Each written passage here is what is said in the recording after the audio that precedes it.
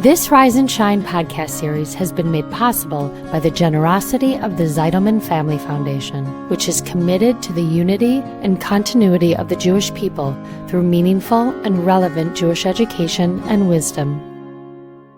We live in a time where feelings take precedence over our ideas or even over the truth, but they're not the be-all and end-all. For it is not what we feel, but how we behave in the face of those feelings that makes us reach our potential as actualized adults.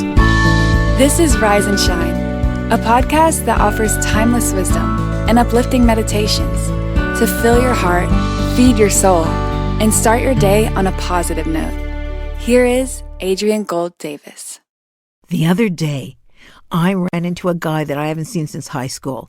He said something to me that just shook me to the core. He said, "Adrienne, I've always followed your life and career since high school. You were such an it girl back then, but you always spoke to me. Well, actually to all of us. You were always a good person, despite your popularity." An it girl? I felt like the world's biggest loser in high school. I even went so far as to write essays and do homework for the popular girls so that I'd be accepted by them. I was so desperate to feel worthy, and I felt like I had to turn myself inside out to be accepted. So what on earth was he talking about? How could he have seen me that way? And if that's how I was feeling, who was he to tell me otherwise? So in our culture, emotions are revered. We live in a time where feelings take precedence over our ideas or even over the truth. A person's feelings are protected and carefully cared for. Now, this is not to say that our feelings are unimportant. On the contrary, they serve as both alerts and warnings and as information and as insights. But they're not the be-all and end-all.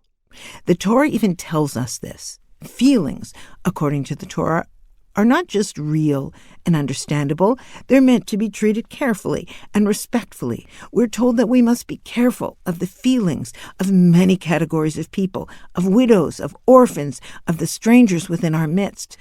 But they are not meant to supersede our intellect.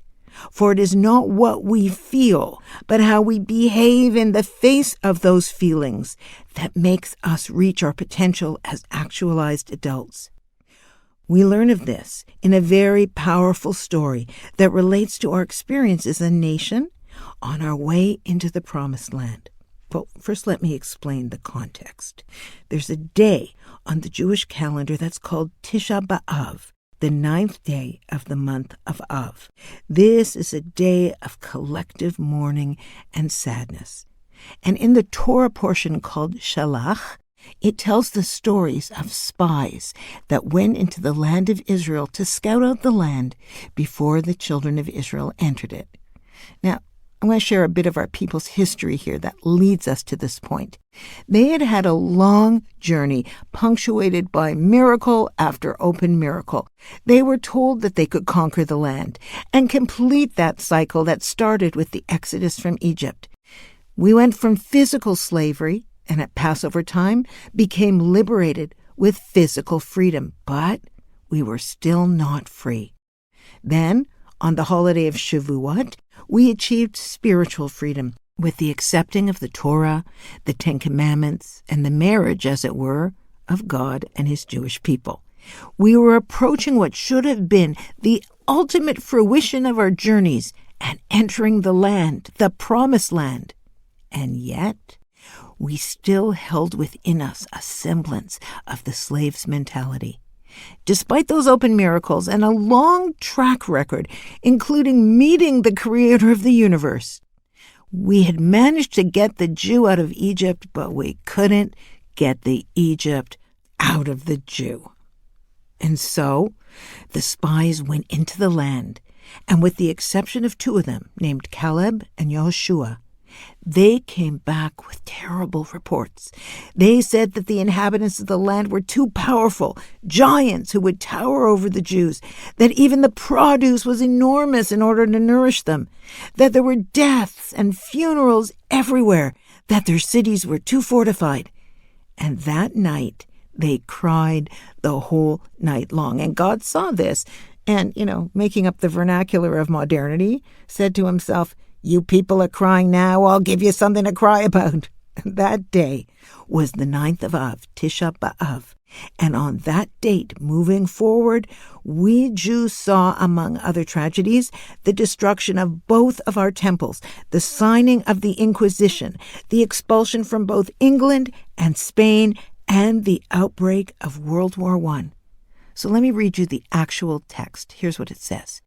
The entire assembly raised up and issued its voice. The people wept that night. To which the Gemara states, Rabbah said in the name of Rebbe Yochanan, that night was the 9th of Av. The Holy One, blessed be He, said to them, you wept needlessly that night, and I will therefore establish for you a true tragedy over which there will be weeping in future generations. So on that first and original 9th of Av, there was a line that the spies said that was particularly prescient and foreshadowing of latter-day psychology and the understanding of self-concept. You see, the spies returned from their scouting of the land, and after sharing their tales of dread and doom, they said of themselves in relation to the Canaanite inhabitants of Israel, this. They said, we were like grasshoppers in our own eyes, and so we were in their eyes. Now, this seems to imply that they saw themselves as small, as puny as grasshoppers, and assumed that they were seen that way by others. But how could they possibly know what the Canaanites saw them as? They didn't speak the language, and therefore they couldn't have overheard them. This was pure projection. Their low self-concept made them unable to experience their scouting objectively. The way one sees oneself is the way one perceives that others see them too.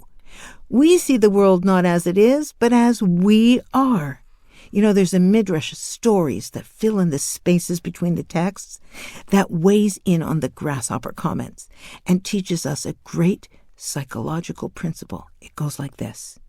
God said, I forgive you for saying we were like grasshoppers in our eyes. But why did you say, and so we were in their eyes? How do you know that I didn't make you appear to them like mighty angels? For that I do not forgive you. So Rabbi Schneur Zalman says that it's innate within the human being that intellect can triumph over emotion. When we allow our emotions to outweigh our intellect, it's a laxity and a dereliction on our part. He goes on to say that the Midrash says that God forgave the spies for having a poor self-concept, because that's an emotion which isn't easily overcome. Their sin was failing to exercise their ability to act according to their intellect. Having witnessed the many miracles of the Exodus, they knew intellectually that God could make them appear to the Canaanites as mighty angels. It was not even a lack of faith that was their sin. It was their failure of surrendering to their emotions when they should have followed their intellect. What a shift of paradigm. So, we can be forgiven our emotions, but we can't be forgiven bowing down to them, seeing them as sacrosanct. It's our job to use evidence-based intellect and experience to make important life decisions because we are more than capable of doing so.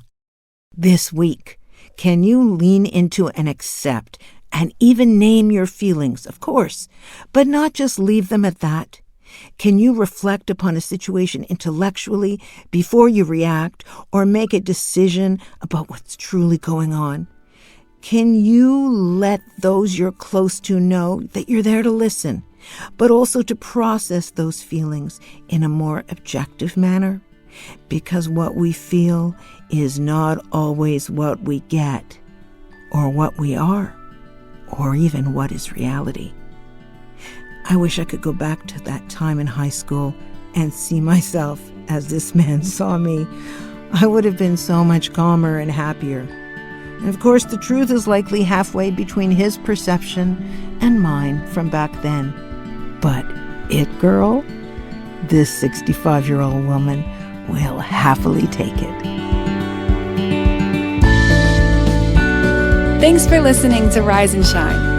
Don't forget to rate, review, and subscribe to Momentum Podcasts on Apple, Spotify, or wherever you get your podcasts.